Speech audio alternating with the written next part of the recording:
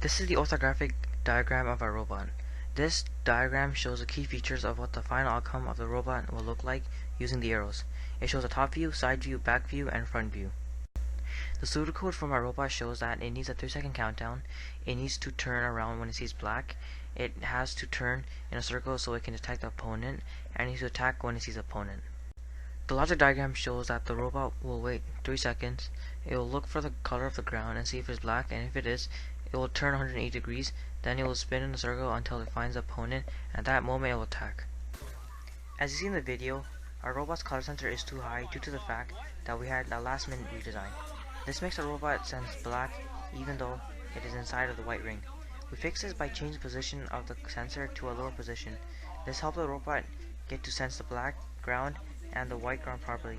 It also helped the robot finish its beginning startup.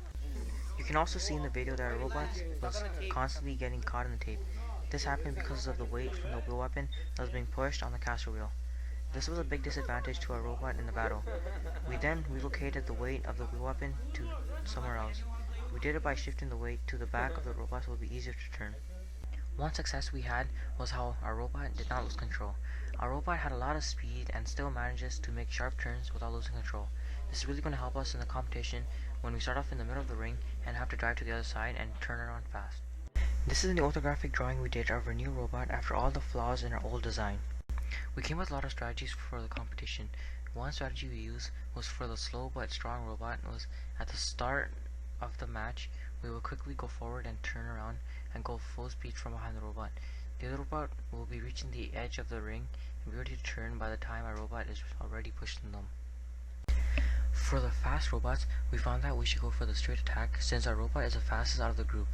Doing this will give our robot an advantage over the other fast robots competing. During the battle, our robot was unable to locate the other robot successfully and instead ended up spinning in circles. This is the result of poor initiative skills in stopping and doing angle adjustments to see the other robots. We should have been more driven to resolve any issues at first hand. Also, we did not double check the wiring and programming of the robot before going in, and it resulted in having incorrect wire placements. This became the downfall when our robot failed to complete the first part of the program because it didn't have the customs attached. We now realize the importance of finalizing details in a project. We were now satisfied with the new build of the robot because it was more sturdy and it did not have as much weight to drag along the ride. It has resolved all the previous issues we had and we felt more knowledgeable about the build the second time around. We're glad that we were able to find the flaws and resolve them. Thank you for watching. This is our NXT-Sumo robot named Bob.